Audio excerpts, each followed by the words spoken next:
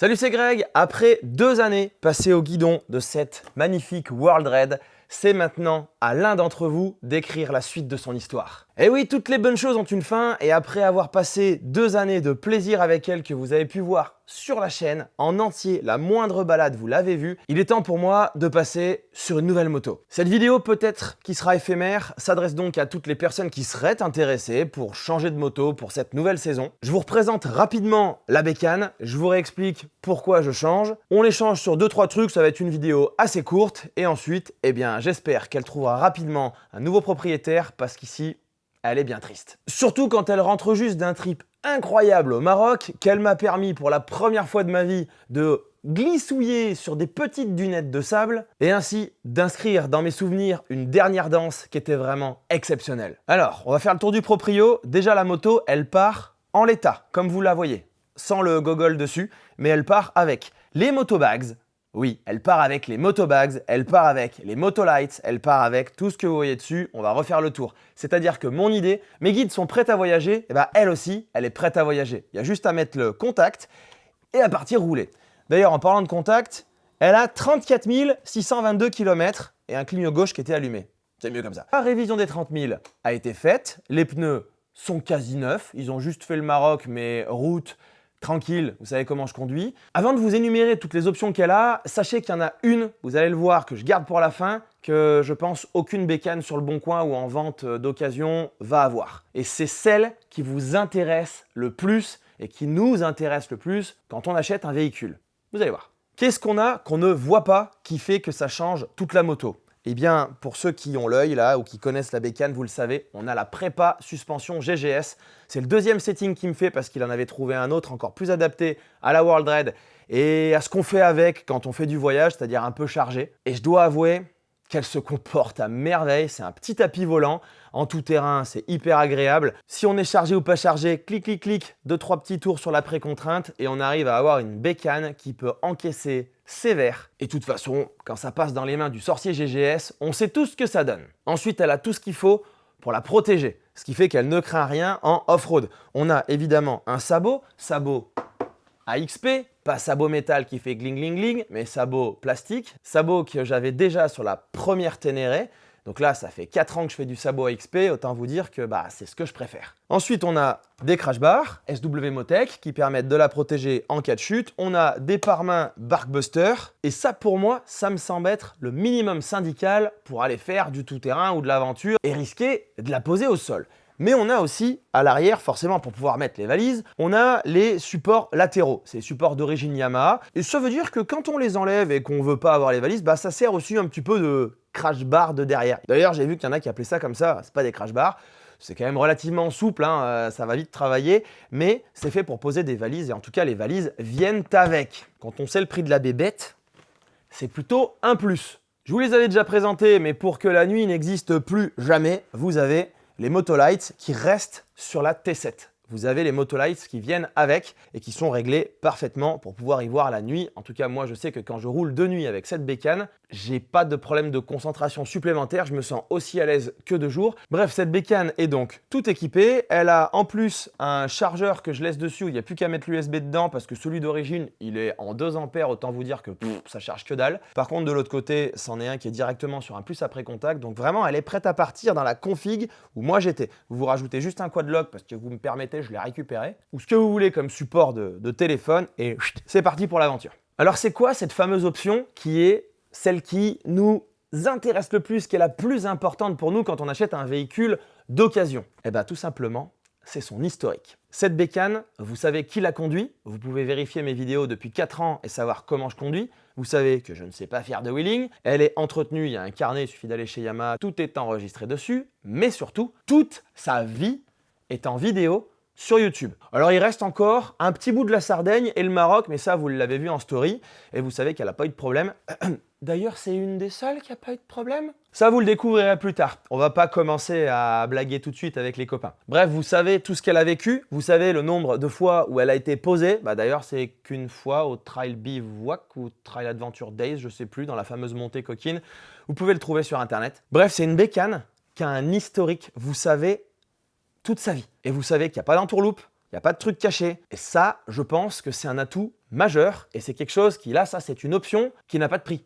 Pour le reste, il y a Mastercard. Mais quand on cherche n'importe quel véhicule d'occasion, on aimerait bien qu'on puisse avoir une boule de cristal pour voir ce qu'elle a vécu. Bien sûr, on n'est jamais dans le moteur comme on dit, mais au moins, quand on connaît son passé, on a une bonne idée de se dire que la bécane, elle est en état parfait, quoi. Alors, il y a une option qui va moins vous intéresser et je vous recommande d'enlever tout de suite ma bonne grosse tronche dessus, c'est le kit déco. Alors, le kit déco, il plaît pas, peu importe. En plus, il est personnalisé, il y a mon logo dessus, ça se dégage un coup de sèche-cheveux. Mais ce kit déco, il a un atout qui va vous intéresser. Il a été posé, la bécane, elle sortait du hangar, j'ai pris juste l'autoroute pour aller chez la personne qui l'a posée, et ça veut donc dire que dessous, la moto est neuve, la carrosserie est neuve, les bagages, quand je mettais les bagages racless ici, s'appuyaient sur un énorme kit déco bien épais, et partout, là où ça pouvait frotter, sacoche réservoir, les genoux, partout, la moto était protégée. Donc quand vous allez l'enlever, dessous, elle est neuve. Bref, je pense que comparé à des bécanes qu'on va voir sur le bon coin, où on ne sait pas ce qui s'est passé avec, si elle a chauffé dans les chemins, si elle est tombée, si elle a fait un tour ou quoi, celle-là, elle est nickel. Elle est nickel, t'es bien gentil mon gars, mais pourquoi est-ce que tu la changes? C'est pas compliqué. Ah, j'oubliais aussi, il y a les poignées chauffantes, mais celles qui chauffent vraiment fort. La T7 que j'avais avant, je l'avais changée vers les 30 000 km et 2 ans. Donc celle-là, je la change vers les 30 000 km et 2 ans. Et puis, vous allez voir pour la suivante, alors ne vous cassez pas la tête à me demander, je vous la présente bientôt, elle est juste là-bas. Ceux qui ont été attentifs sur les stories qui sont passées ce week-end dans l'événement que j'avais organisé en Haute-Loire, vous savez déjà. Mais je vous la présente plus correctement dans une prochaine vidéo. Alors maintenant, on va parler du sujet qui fâche. On va parler du prix. C'est aussi le moment préféré des tontons du fond qui n'ont rien d'autre à faire de leur vie que de faire bouger l'algorithme de cette vidéo. Merci d'avance les gars, pour venir t'expliquer comme si on attendait leur aval, leur avis, pour gérer nos vies d'ailleurs, comme si on les attendait pour nous expliquer quel tarif était le bon ou le pas bon. Ils sont incroyables ces mecs. Parce que moi, personnellement, connaître le prix du carrelage alors que je ne veux pas acheter du carrelage, je vais pas aller te mettre un commentaire pour te dire qu'il est trop cher ou pas assez cher. Bon, il n'empêche que c'est pas facile de trouver le prix d'une bécane, surtout quand elle a des accessoires et des petits avantages dont je vous ai parlé. Alors ce que j'ai fait, c'est que je suis allé sur le Bon Coin, j'ai regardé celles qui avaient à peu près les mêmes caractéristiques, 2 ans, 30 000 km, et puis j'ai regardé plus ou moins les tarifs. Bon, il n'y en avait pas beaucoup. Alors j'ai élargi ma recherche et j'ai essayé de me faire une cote mal taillée entre la moins chère et la plus chère, celle qui n'est pas équipée, celle qui est trop équipée, celle qui est douteuse, celle où on ne sait pas pourquoi elle est si peu chère alors qu'elle a quelques équipements, et celle qui a des équipements incohérents. Enfin bref, c'est un vrai bazar. Et en parlant des équipements,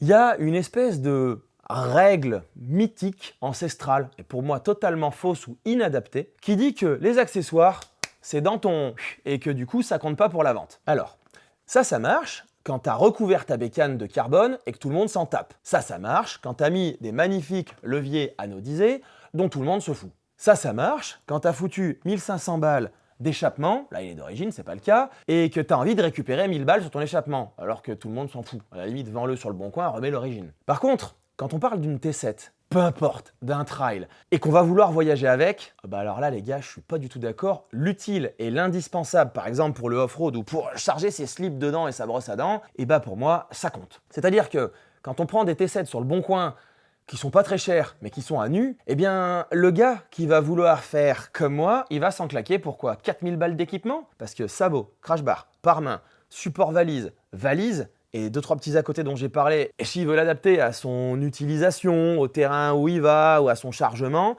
prépa suspension, ça commence à chiffrer. Bien évidemment, on ne fait pas des sommes ici, hein. On n'est pas en train de s'amuser à calculer et t'annoncer 14 500, et du coup on est plus cher que l'origine 9. Donc c'est un vrai bazar, et je me suis dit que le prix de 10 900 € serait un prix qui m'a l'air correct, sans compter dedans, évidemment, le fait que vous connaissez son historique et qu'il y a le plein, et qu'en plus, c'est du carburant du Maroc. Et ça vaut pas rien, ça. Voilà, ça veut dire que par rapport à celles qui sont pas hyper cohérentes niveau équipement, évidemment, elle est plus chère. Je pense que je devrais la vendre largement plus cher, parce que ça vaut quand même quasiment 1500 balles. Ça vaut quasiment 1000 balles. Ça doit en valoir 300. Ça doit en valoir 300. Ça doit en valoir 150. La prépa, ça doit en valoir 500. Alors si ça vous intéresse, bah, n'hésitez pas à me contacter, mais par contre, ne le faites pas dans les commentaires de cette vidéo, puisque c'est pas là où je pourrais vous écrire, vous appeler et compagnie.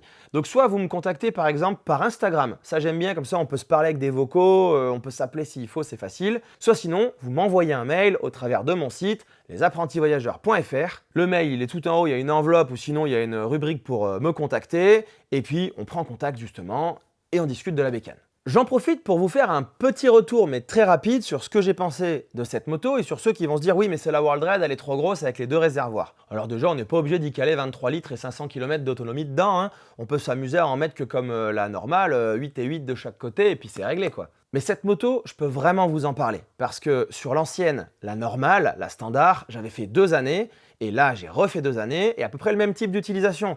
Des voyages où il faut faire de la liaison autoroute, des voyages où il y a des toutes petites routes, des voyages où il y a des routes pétées, où il y a des routes très roulantes, du tout-terrain aussi, en Sardaigne du tout-terrain avec les motos paniers, avec les rigides, donc plus lourd à l'arrière, c'était pas prévu, mais c'était très beau, vous allez le voir prochainement. Enfin bref, j'ai eu un usage hyper polyvalent, j'ai aussi fait des événements tout-terrain avec juste les ADV Bags derrière, donc compact, plus léger, mais dans des endroits où c'était un peu plus technique, où j'ai bien transpiré. Enfin bref, j'ai pu faire la même chose avec les deux et je trouve que celle-ci, oubliez le jugement de ce qu'on voit, pensez ressenti, avec celle-ci, eh bien je suis plus en confiance. Je l'avais déjà expliqué quand je l'avais présenté, les masses sont plus basses puisque le réservoir de l'ancienne arrivait au niveau du guidon, alors qu'ici, on voit qu'il y a un point de moins, ça arrive au niveau du T supérieur. Et les réservoirs, là, sont un peu plus bas, descendent, tout est différent à l'avant. Rajoutez par-dessus la prépa suspension, des meilleures suspensions déjà de base que ce que j'avais avant, et bien ça fait une moto qui est plus vive que l'ancienne, même dans le garage, plus facile à manipuler parce qu'elle part de moins haut en fait, le ballon, l'angle de j'ai envie d'aller rejoindre le sol, et ben il est beaucoup plus généreux on va dire, enfin en tout cas beaucoup plus tolérant, voilà plutôt.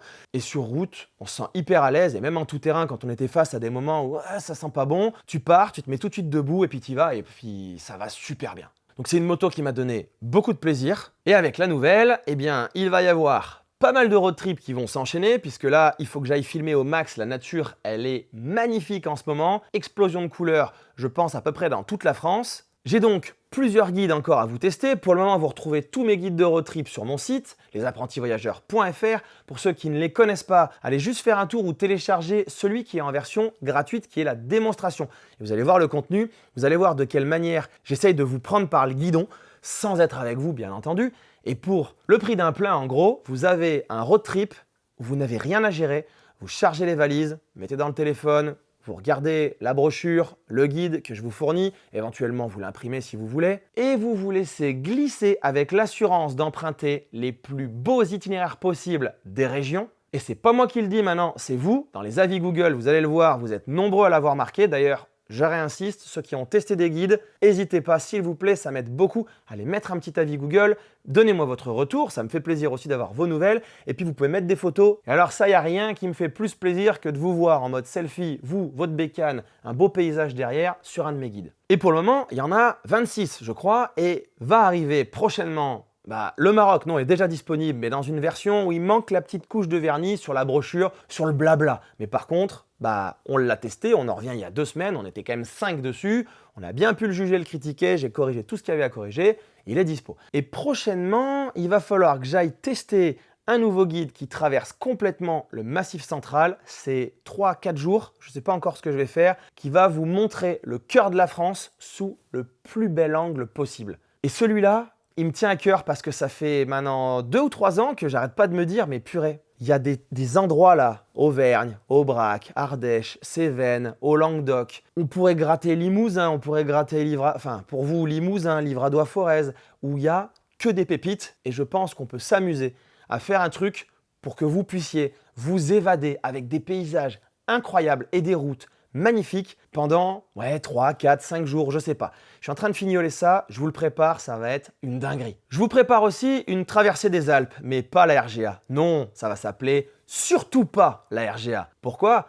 Oh, j'ai rien contre la RGA. Je vous propose le guide sur mon site. Alors la partie aller, elle est connue, mais là vous avez l'orga, les étapes, les petites astuces, tout ça. Mais c'est surtout qu'une fois que vous arrivez à Menton, je vous dis par où rentrer. Et oubliez-moi cette route Napoléon.